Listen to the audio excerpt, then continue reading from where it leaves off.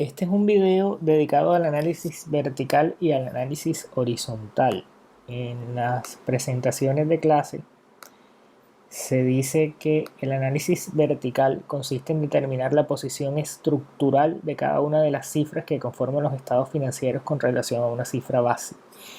Siempre en el balance general la cifra base va a ser el total activos y en el estado de resultados esa cifra base va a ser el total ventas o total ingresos.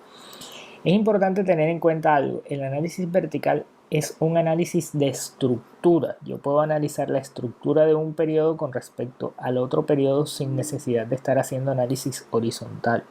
Entonces vamos a ver cómo se refleja eso en Excel. Acá hay un caso que es el de dislindas. Entonces hacer el análisis vertical es muy fácil. Me ubico en la celda donde está haciendo el análisis vertical y le doy el valor donde tengo, o la celda donde tengo el efectivo, que en este caso pues es el primer rubro del balance general, y lo divido entre el total activos. Por aquello de que tenga que hacer una sola fórmula que me sirva para todos, le hundo F4 de tal manera que lo que fijo aquí es la fila. Es decir, coloco el signo peso en la fila, porque quiero que siempre me lo divida en la fila 15, pero que pueda arrastrar y que me haga lo mismo en la columna D y en la columna E.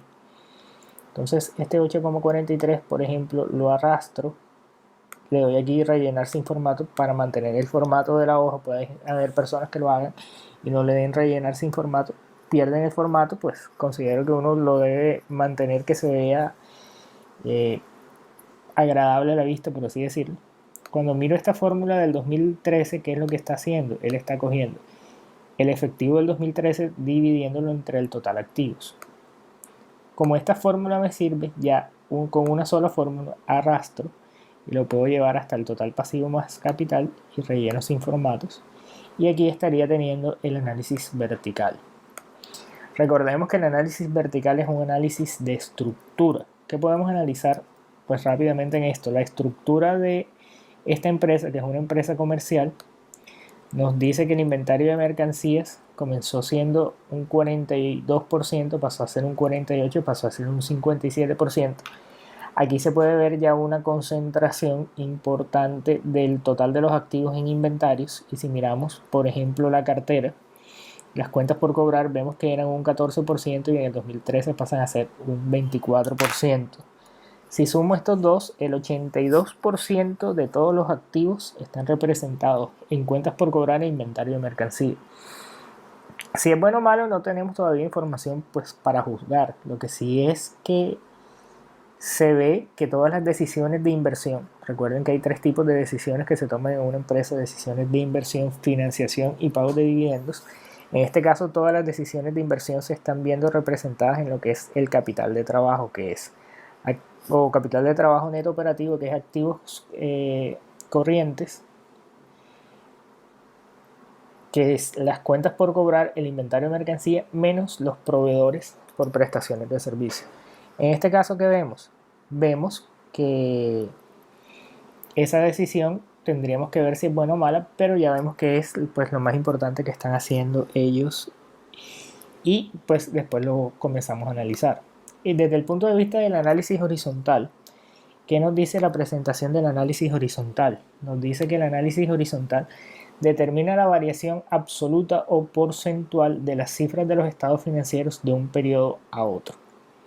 Entonces, es un análisis de variaciones. Aquí sí ya comenzamos a ver cierto tipo de variaciones y sacar conclusiones sobre las variaciones. La variación absoluta es en números. Entonces, en el 2011 el efectivo de 81, o perdón, de 78 aumentó a 81. ¿Qué hago? Coloco 2012 menos el 2011. Significa que aumentó en 3.5. Tengo dos maneras para poder hacer esa variación absoluta. Hay una manera que es que llego y divido la variación relativa entre el valor del año anterior. Nos da 4,49%. Esta manera no me gusta a mí porque tengo que tener la variación absoluta en otra celda, pues dependo de una celda, y si quiero hacer un cálculo tendría que calcular primero esa variación absoluta y me parece que no es muy eficiente. La otra manera es que en la fórmula refleje primero la variación absoluta, es decir, los 81.5 menos los 78 y eso lo divida entre los 78, me da el 4,49. Esta fórmula tampoco me gusta mucho porque lo que estoy haciendo aquí es complicar un poco la fórmula. Creo yo que la fórmula más práctica es que divida el 81.5 entre 78, es decir, en este caso D7 entre C7 y le reste 1, que me da el 4,49. Esa es la fórmula que yo utilizo. No, ustedes, pues mis estudiantes pueden utilizar cualquiera de las tres. Aquí no es una calificación sobre qué fórmula utilicen, sino que utilicen pues la que les dé el mejor resultado. Hago lo mismo para la variación, el análisis horizontal del 2013 con respecto al 2012. En este caso vemos que el efectivo disminuyó, pasó de 81.5 a 33, es decir que disminuyó en 48.5 millones o en un 40.49%. Estas fórmulas las arrastro hasta el total pasivo más capital o el total pasivo más patrimonio, relleno sin formato. Aquí aparece dividido entre 0 porque no tengo valor, pues lo que debería hacer es que borro esto, pues ya no se va a ver, pero de todas maneras es muy práctico que podamos arrastrar y que tengamos con una sola vez que hagamos la fórmula, pues nos sirve para todos. ¿Cómo analizaríamos, por ejemplo, esta parte de los activos? Vemos que en el 2011 el efectivo aumentó, acá disminuyó, es una disminución importante teniendo en cuenta que generalmente la disminución del efectivo y la disminución de las inversiones temporales tiende a ser una señal de iliquidez, o sea que esta empresa ya con esto nos va dando una señal de que de pronto su flujo de caja se está viendo presionado y no está siendo capaz de aumentar, sino lo que viene es disminuyendo.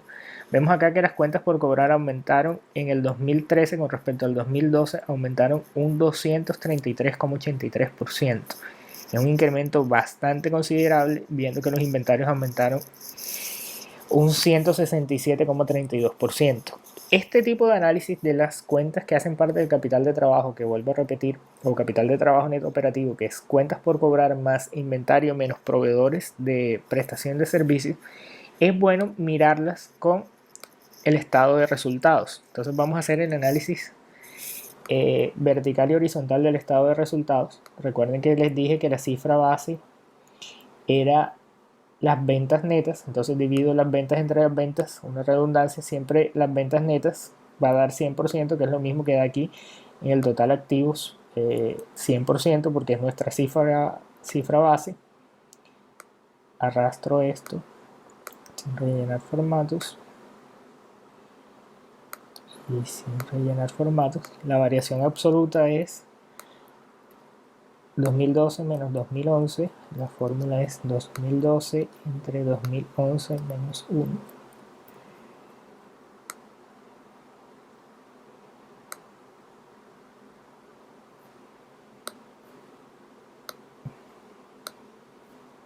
Hay una cosa que es importante aquí y es el orden de los operadores, y me salté esto y esto es un error mío.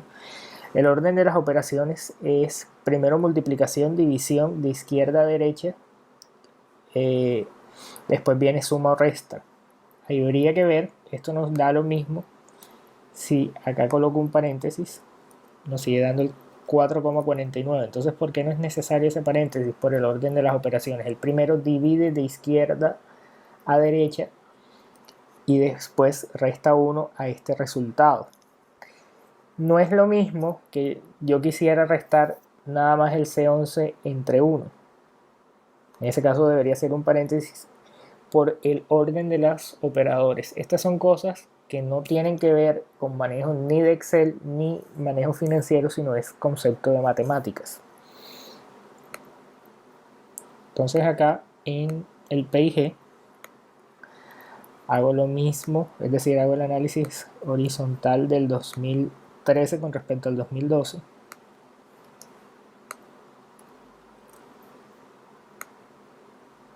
arrastro estas fórmulas. Entonces decíamos, miren acá cuando no arrastro con formatos, se ve de una manera más clara que cuando arrastro con los formatos. Entonces, por eso es que arrastro sin los formatos, como para que se vea un poco más grato a la vista. En este caso decimos que los ingresos o las ventas aumentaron un 40% en el 2013 y un 38% en el 2012. ¿Qué pasó con las cuentas por cobrar? Aumentaron 233% y 167%.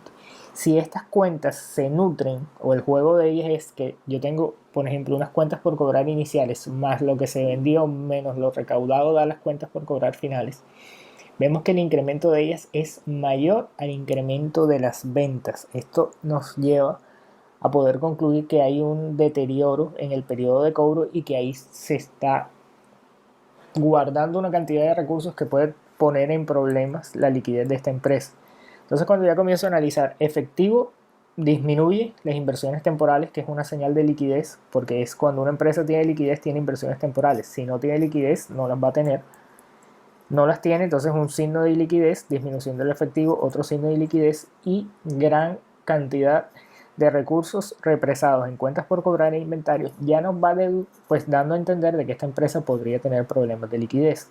¿Cómo comprobamos eso? Con el análisis por medio de razones, donde vamos a analizar los periodos de cobro, periodos de pago y vamos a ver qué es lo que está pasando con ellos. Este video su fin es explicar cómo hacer el análisis vertical y horizontal en Excel, no tanto de interpretación, pero recordemos, análisis vertical, un análisis de estructura, análisis horizontal, análisis de variaciones. Es importante mirar que cuando veo un salto de estructura grande, como por ejemplo aquí el de inventario de mercancía, ya uno llega y dice, ¿no será que están teniendo demasiado inventario? Esta empresa tiene inventarios de 991 con unas ventas de 4.400, vendían antes 3.100 y tenían un inventario de 592, es decir, casi multiplican por 2 sus inventarios y las ventas las aumentaron solo un 40%. Entonces ya son cosas que nos van dando señal de qué es lo que están haciendo con los recursos y con el flujo de efectivo.